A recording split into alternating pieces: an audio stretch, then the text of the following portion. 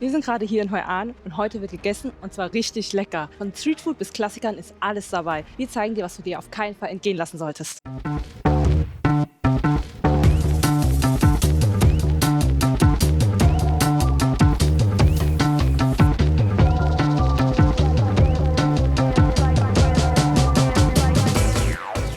Wir sind gerade bei Gaulo Lien und hier gibt es Gaulo-Nudeln für 40.000 Portionen.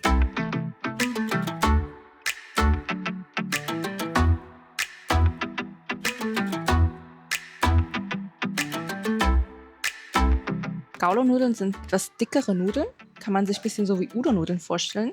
Dazu gibt es mariniertes Schweinefleisch, knusprige Reiscracker, meistens noch ein paar Kräuter, die man sich drauf machen kann und Sojasprossen. Alles wird dann in einer Soße serviert. Man isst es eher trocken als suppig.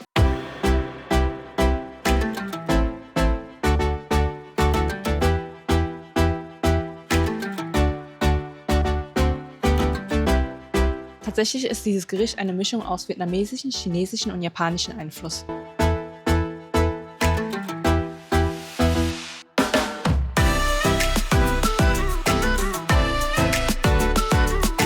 Kleiner Try.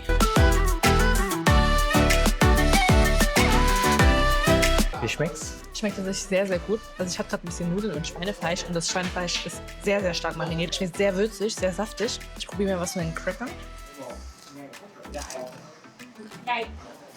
Die Cracker schmecken ein bisschen so wie Krabbenchips, würde ich vergleichen. Auf jeden Fall sehr interessant, diese Mischung aus, ich sag mal, zähen Nudeln, weichem Fleisch und Gemüse und dann noch diese knusprigen Cracker dazu. Schmeckt auf jeden Fall sehr, sehr gut. Wie findest du es? Sehen, glaube ich, aus Schweinefleisch, ne? Schweinehaut, glaube ich. Ich habe gelesen, dass die aus, also es sind Reiscracker eigentlich. Ja. Schmeckt halt richtig gut, vor allem mit dem Cracker. Es hat ein leicht knusprig, sehr, sehr lecker. Was würdest du von einer Skala von 1 bis 10 für das Gericht geben? Eine 9, also das passt auch viel sehr gut an warmen Tagen, weil ja, es hat keine heiße Suppe, aber es ist auch nicht sehr trocken. Also es schmeckt sehr, sehr gut. Ja, ich würde auch eine 9 geben. Es ist auch das erste Mal, dass ich das probiere. Ich würde es ein bisschen wirklich so wie Udon-Nudeln mit Schweinefleisch vergleichen.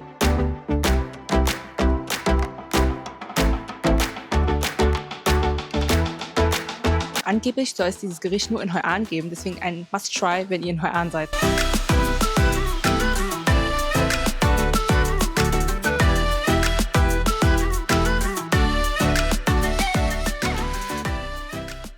Wir hatten gerade richtig Bock auf einen Streetfood-Klassiker, deswegen haben wir uns entschieden, in Madame Heng, The Banh Mi Queen, zu gehen und haben uns jeweils ein Banh Mi für 35.000 bestellt. Yu hat einen Mixed Banh Mi und ich habe ein Barbecue Banh Mi bestellt.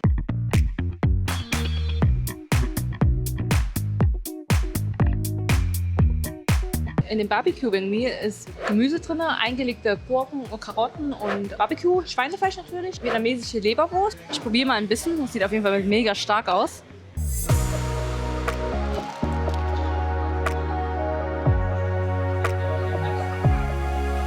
Außen ist es super knusprig und innen ist es mega saftig. Also wir haben auf jeden Fall nicht an dem Fleisch gespart. Es schmeckt sehr, sehr gut. Ich würde dem Ganzen, glaube ich, sogar eine 9 von 10 geben.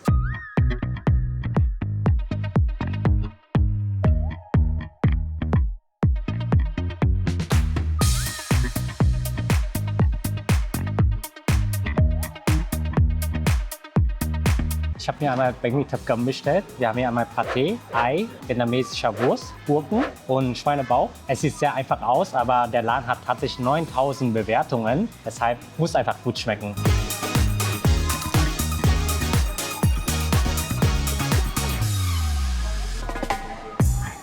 Extrem knusprig, nicht zu trocken. Ich würde auch eine 9 von 10 tatsächlich geben. Wirklich sehr, sehr gut hier und sehr, sehr, sehr günstig.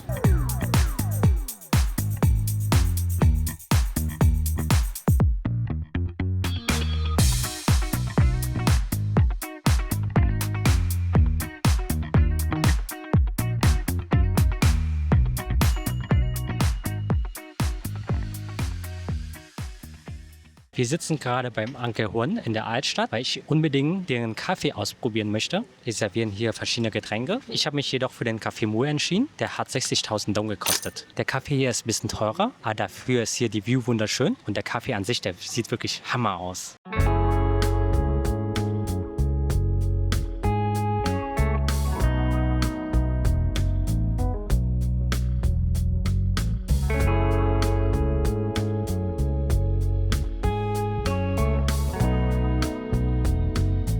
Kaffee Mue ist halt ein ganz normaler vietnamesischer Kaffee. Und der Unterschied ist halt, dass er mit salzigem Mischschaum serviert wird. Es ist aber nicht ganz salzig, es ist nur leicht salzig, leicht süß.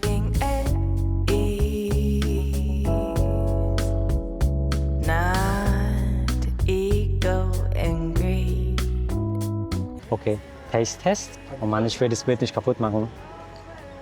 Probieren wir den Schaum. Leicht salzig. Ein Hauch von Kokosnuss ist da drin. Sehr, sehr lecker.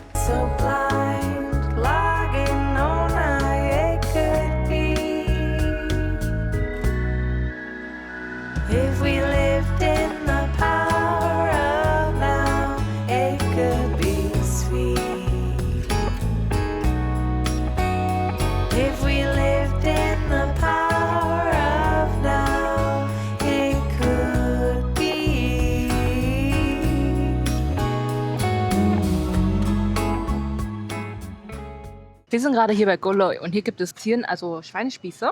Dieses Gericht hat uns 100.000 gekostet.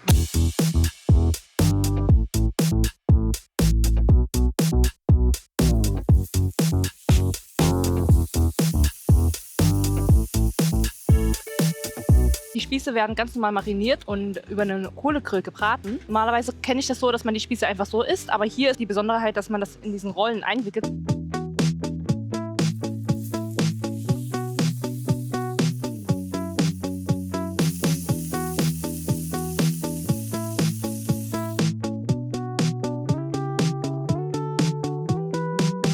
Ich zeige euch mal, wie das geht. Ich nehme hier Reispapier, dann lege ich mir so einen Streifen Lebenpapier oben drauf. Dann nehme ich mir Salat und alles, was ich halt dazu möchte, zum Beispiel Gurken noch oder ein paar Kräuter. Dann kann ich mir so einen Spieß nehmen, muss aber davor noch, hier oben ist so eine Schnur abmachen. Dann kann ich den Spieß einfach hier rauflegen und das hier einmal abziehen.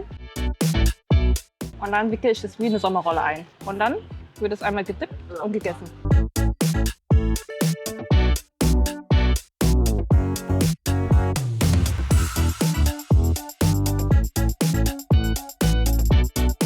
Das Fleisch ist sehr, sehr gut mariniert, also wirklich sehr, sehr lecker, sehr, sehr saftig auch. Schmeckt sehr frisch alles und auch tatsächlich sehr gesund. Also ich finde, es schmeckt wirklich sehr gut und ich würde ihm glatt eine 10 von 10 geben. Ich glaube, das ist sogar die erste 10 von 10, die ich hier überhaupt vergeben habe.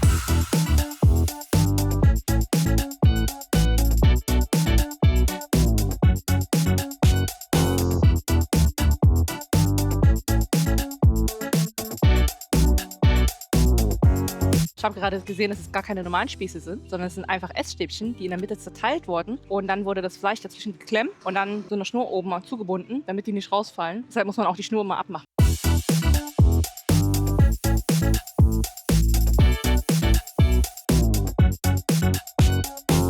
Ich muss sagen, das sind wirklich mit Abstand die besten Spieße, die ich jemals gegessen habe. Und ich habe schon einige Spieße in Vietnam gegessen. Tatsächlich wollten wir sogar gestern schon herkommen, aber und waren auch 18 Uhr ungefähr hier. Und die waren einfach schon ausverkauft, obwohl die erst 20 Uhr schließen. Und das sagt schon einiges aus, oder?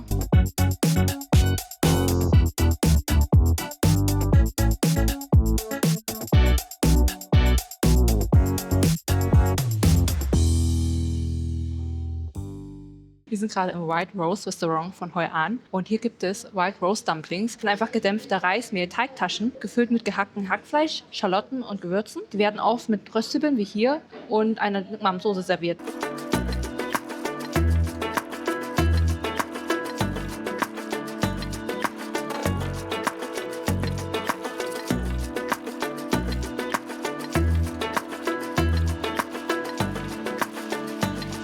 Diese Dumplings sind eine traditionelle Spezialität aus Hoi An und die Herstellung ist auch sehr, sehr aufwendig, da man den Teig öfters kneten und wässern muss. Tatsächlich gibt es auch nur eine Familie in ganz Hoi An, die das noch herstellt. Und dieser Teller hat uns nur 70.000 Dong gekostet. Dieses Restaurant hat tatsächlich auch nur 2 Gerichte. Einmal die White Rose, die wir bestellt haben, und frittierte Wontons.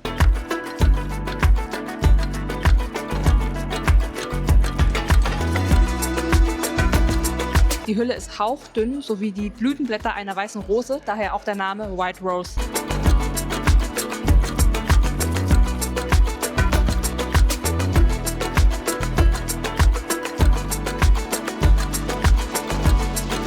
Kleiner Taste-Test, ich habe die tatsächlich auch noch nie gegessen, deswegen bin ich sehr gespannt. Der Geschmack erinnert mich ein bisschen an Dim Sum. Also die Hülle, die ist ein bisschen zäh, sie ist sehr bissfest, sehr chewy, wie so Reisnudeln. Und der Inhalt ist auf jeden Fall sehr saftig durch die Garnelen. Schmeckt auf jeden Fall nicht schlecht, ein bisschen gewöhnungsbedürftig, aber ich würde dem Ganzen trotzdem eine 8 von 10 geben.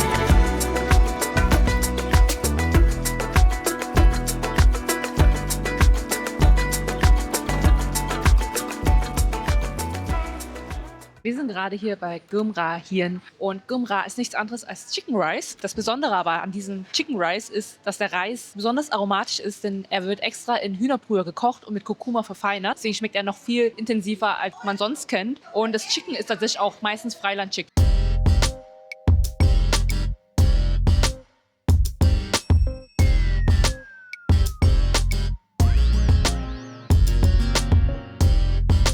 Tatsächlich wollten wir eigentlich zu Gymra Babui gehen, weil der hier sehr, sehr berühmt ist. Aber der ist extremst voll und wir waren schon ein paar Mal dort und unser Host hat uns dann Gymra Hirn, also diesen Laden, empfohlen. Ich muss sagen, der ist wesentlich günstiger als Gymra Babui und man muss gar nicht anstehen.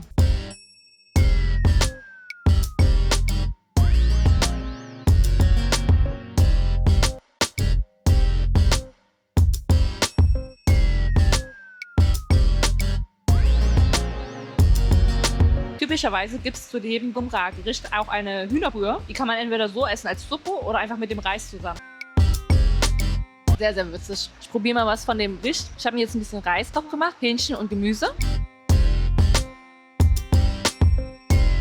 Ehrliche Meinung, das Hähnchen schmeckt wirklich sehr, sehr gut. Aber mir gefällt der Reis bei Gymra Babui mehr, weil hier ist er ein bisschen trocken, um ehrlich zu sein. Und bei Gymra Babui, ich hatte tatsächlich noch nie so leckeren Reis gegessen. Ich kann euch den Laden auf jeden Fall auch empfehlen, weil der Preis nicht sehr stark ist. Aber ich persönlich würde eher Gymra Babui gehen, auch wenn dort ein Gericht 55.000 kostet und somit fast doppelt so teuer.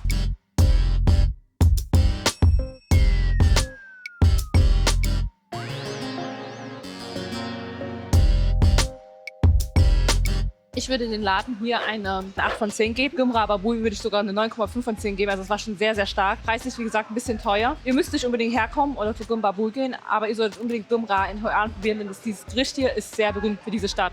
Kleiner Tipp, ich habe gerade ein bisschen Soße hier einfach auf den Reis gemacht und dann probiert. Es schmeckt viel, viel besser, wenn ihr die Soße nochmal rauf macht, dann ist es nicht so trocken.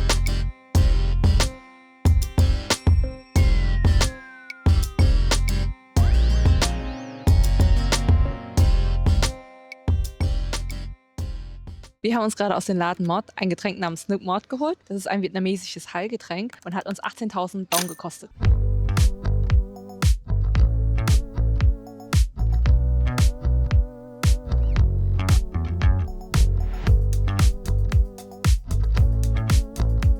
In dem Getränk sind typischerweise Limetten drin, Zitronengras, Lotusblätter, vietnamesische Heilkräuter wie zum Beispiel Zimt und Anis. Und als Deko ist immer so eine Lotusblume oben drauf. Das Getränk wird kalt serviert und soll tatsächlich gesundheitsfördernd sein, vor allem bei Hitze und für die Verdauung.